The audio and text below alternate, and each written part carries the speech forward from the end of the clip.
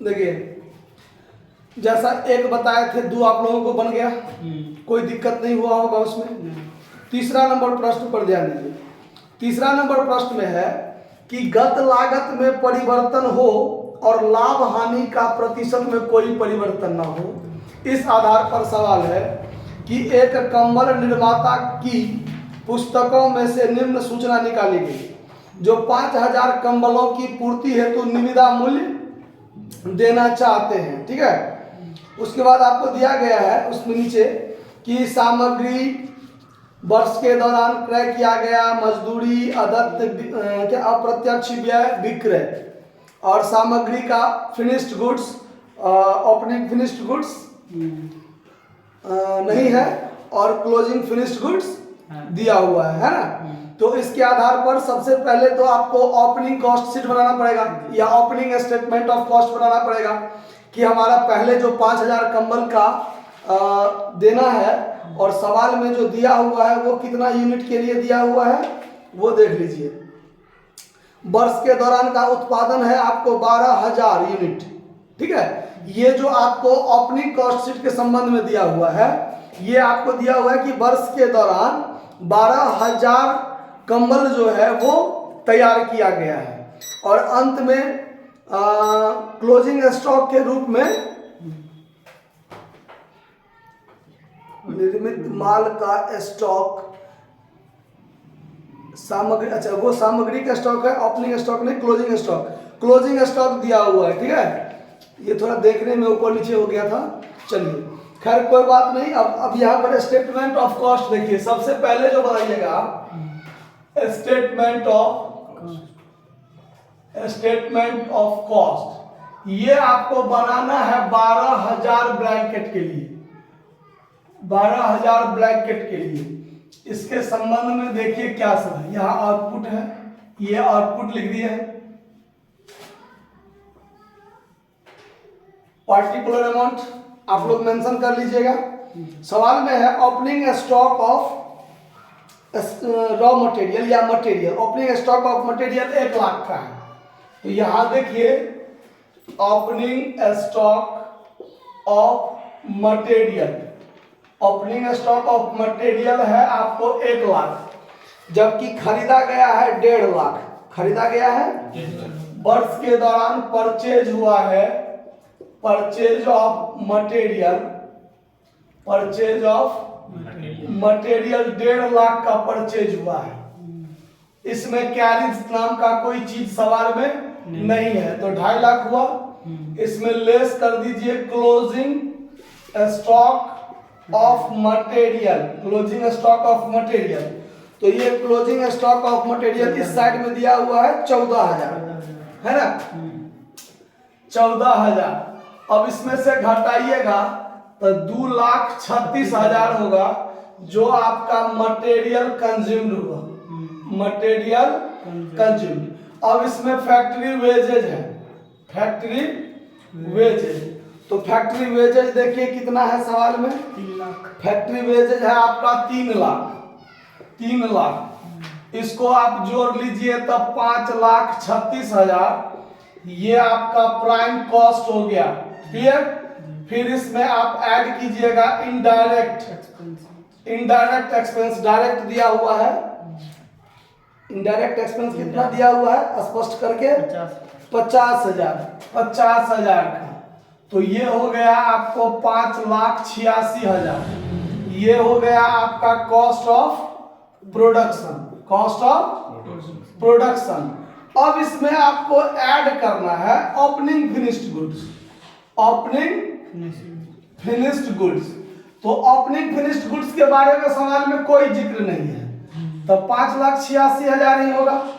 फिर इसमें से लेस करना है closing finished goods, closing finished goods. तो क्लोजिंग फिनिश्ड गुड्स के बारे में स्पष्ट लिखा हुआ है कि 2047 कंबल, 2047 कंबल जो है सो क्लोजिंग स्टॉक के रूप में है, जिसका दाम 1 लाख स्पष्ट क्लियर कर दिया।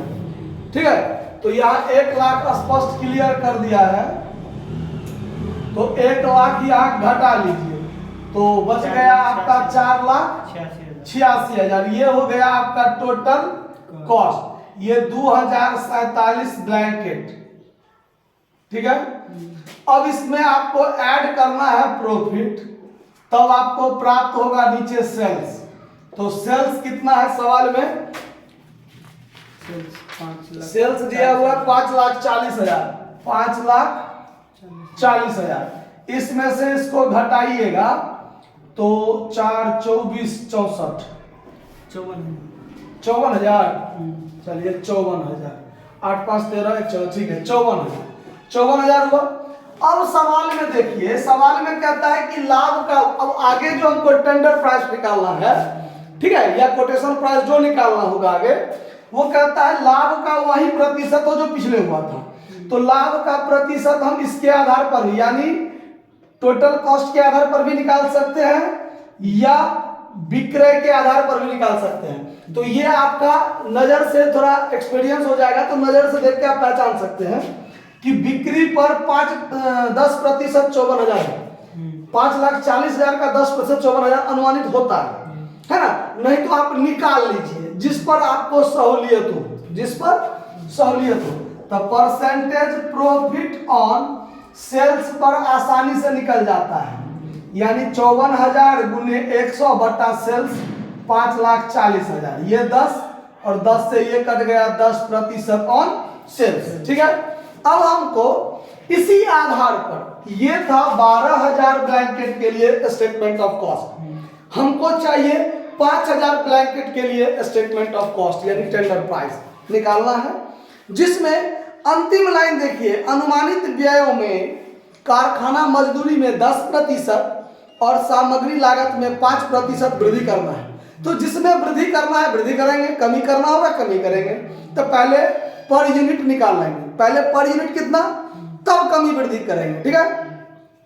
तो अब यहां पर हमको निकालना है tender price. Calculation of tender price लिख लेते हैं। कैलकुलेशन ऑफ टेंडर प्राइस, जिसमें हमारा आउटपुट जो होगा वो 5,000 ब्लैंकेट होगा, ठीक है। चलिए वर्किंग नोट इसी में करते चलेंगे, पार्टिकुलर अमाउंट आप लोग मेंशन कर लीजिएगा। सबसे पहले खर्चा क्या क्या हुआ देखिए। खर्चा नाम का चीज है material consume, factory wages, indirect expense. खर्चा तो तीन गो है, उसके बाद सीधे बिक्री वाला बात। तो मटेरियल कंज्यूम्ड, मटेरियल कंज्यूम्ड कितना, तो देखिए 2,36,000 खर्चा हुआ है कितना पर, 12,000 पर। तो एक पर कितना, इससे इसमें भाग देंगे तो एक का दाम निकलेगा, तो 5,000 का दाम कितना, ऐसे ही निकलेगा। कोई दिक्कत हो रहा समझने में? 12,000 पर इतना खर्चा हुआ तो एक पर कितना, तो जितना टोटल में 12,000 से भाग देंगे तो एक यूनिट पर खर्चा होगा। फिर 5,000 पर कितना था, 5,000 से गुना कर देंगे। कैलकुलेशन अगर कीजिएगा 00 से 30 कट गया, 2,36,000, 2,36,000 गुने 5 भागा हो जाएगा इसमें कितना, 12। तो ये निकल गया आपको 98,333, 98,333। देखिए इतना हुआ खर्चा, मिस्टेक नहीं हुआ, देख लीजिए 2,36,000 भागा 12,000 बराबर और गुना कर दीजिए इसमें 5,000 से एक बार फिर, ठीक है, ठीक है। अब ये जो खर्चा निकला है ना, इसमें आपको कहता है कि 5% यानी लागत में 5% वृद्धि करना है। तो इसमें वृद्धि करेंगे, ऐड करेंगे, increase at the rate of 5%। 5% से महंगाई बढ़ गया, दाम बढ़ा देंगे। इसका 5%, इसका 5% कितना होता है, 98,333 का 5%, ये हो जाता है आपको 4,917 रुपया अप्रॉक्स, 4,916 रुपया 65 पैसा होता है, तो लगभग 17 हो गया। अब इसमें इसको जोड़ दीजिए 98,333 और प्लस कर दीजिए 4,917, जोड़ के हो गया 1,03,250, 1,03,250। ये चीज आया समझ में? कहीं कोई दिक्कत? अब हम जोड़ेंगे फैक्ट्री वेजेज। फैक्ट्री वेजेज, तो फैक्ट्री वेजेज कितना होगा? तो देखिए इसमें कितना खर्चा है? 3 लाख। 3 लाख खर्चा है कितना पर? 12,000 पर। तो 5,000 पर कितना? ऐसे निकलेगा। 3 जीरो से 3 जीरो कट गया, तो 3 बचे 15 लाख। 15 लाख भागा 12, 1,25,000। 1,25,000 ये भी इंक्रीज हुआ at the rate of increase, at the rate of 10% से ये इंक्रीज हुआ। तो 12,500, तो 1,37,500 होगा कि नहीं होगा? इसको जोड़ दीजिए, तो इसको अगर जोड़ देते हैं तो 1,03,250 प्लस 1,03,250 प्लस 1,37,500, यही है ना? 2,40,750 लिखने में भी इधर उधर हो जाता है। 2,40,750 ये निकल गया आपका प्राइम कॉस्ट। कोई दिक्कत? अब इसमें आपको ऐड करना है इनडायरेक्ट एक्सपेंस। इनडायरेक्ट एक्सपेंस, तो ये खर्चा कितना है? देखिए 50,000 खर्चा है, तब 50,000 खर्चा है कितना पर? 12,000 पर। तब 5,000 पर कितना? ऐसे ही निकलेगा। 3 जीरो से 3 जीरो बच्चे 25, 2.5 लाख हो गया ना? तो 2.5 लाख भागा 12, 20,833। 20,833, 20,833, 20,833 लगभग इतना ही है। इसमें इंक्रीज के संबंध में कोई बात नहीं दिया हुआ है ना? अच्छा, इसके संबंध में और कोई बात है नहीं? चलिए, तो इसको जोड़ लीजिए। 2,40,750 प्लस 20,833, 2,61,583, 2,61,583 ये हो गया आपका टोटल कॉस्ट। अब इसमें ऐड करना है आपको प्रॉफिट। जो प्रॉफिट होगा 10% on tender price. Tender price यानी जैसे इसमें सेल्स में था, तो यहाँ जो टेंडर प्राइस आएगा वही सेल्स के बराबर होगा ना? तो उसी के आधार पर लेना है। तो टेंडर प्राइस बराबर निकल जाएगा, टेंडर प्राइस बराबर 2,61,583 गुने 100 बट्टा 100 माइनस परसेंटेज प्रॉफिट, मतलब 90। यही काम होगा। तो इसमें गुना कर दीजिए, गुना कर दीजिए 100 से, और फिर इसमें भाग दे दीजिए 90 से। तो 2,90,647 इतना निकलेगा आपका टेंडर प्राइस। इसमें 2,92,963 है। यदि इस आधार पर गणना की जाए कि अप्रत्यक्ष व्यय मजदूर कारखाना मजदूरी का इतना प्रतिशत हो, और 2,90,000 या प्रति इकाई स्थिर हो। अगर प्रति इकाई स्थिर, तो देखिए 2,90,672, तो 2,90,647 हमको आया ना? कुछ का अंतर है, ये दशमलव के कारण हेरफेर हुआ होगा जी। किसके कारण? दशमलव के कारण हेरफेर हुआ होगा। और दूसरा आंसर जो है वो है 2,90,963।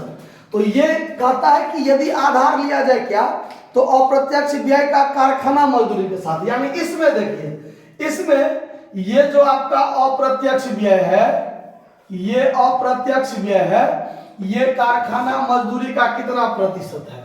तो ये इसका कितना प्रतिशत है, उतना ही प्रतिशत अगर हम यहां जोड़े तो बराबर होगा। कैसे? तो देखिए यहां तक तो सेम चीज होगा, होगा कि नहीं होगा? यहां पर हम आपको दिखा देते हैं, यहां तक तो सेम चीज होगा। अब अगर इनडायरेक्ट एक्सपेंस इसके आधार पर लें, तो इसके आधार पर कितना है? इसके आधार पर 50,000 गुने 100 बटाइए करेंगे, तब 50,000 गुने 100 भागा करेंगे 3 लाख, तो 16.67%। तो यहाँ पर, यहाँ जो ये जो लगा है ना मजदूरी, इसका हम लोग 1,37,500 का 16.67% निकालें, तो 22,921 होता है। यानी 2,40,750 में 22,921 रुपया आप जोड़ दीजिए। तो यहां पर जोड़ने पर क्या होगा, 2,40,750 प्लस 22,921 तो 2,63,671, 2,63,671। जो चीज ये आया ना हमको, वो चीज यहाँ आएगा। ठीक, और तब आप प्रॉफिट जोड़िएगा इस पर, तो इतना गुने 100/90 कीजिएगा, तो इतना गुने 100 कर दीजिए, इतना गुने 100 कर दीजिए बराबर में, और भागा कर दीजिए 90, भागा कर दीजिए 90। तो 2,92,967, यहाँ पर 2,92,967 ये आ जाएगा, यानी ये चीज ये आ जाएगा, और अंतर की राशि आपको प्रॉफिट आ जाएगा। ठीक है, तो यहाँ देखिए 2,92,963 हमको आया है 67, तो ये दशमलव के कारण कुछ का हेरफेर हो सकता है। ठीक है, तो बाकी कोई दिक्कत नहीं, हम दो तरीका से नहीं एक ही तरीका से बनाए हैं, क्योंकि जब समाज में स्पष्ट क्लियर किसी का बेस नहीं कहता है, तो पर यूनिट के आधार पर भी हम लोग बना के चल सकते हैं। ठीक है, तो इसको नोट कर लीजिए। धन्यवाद।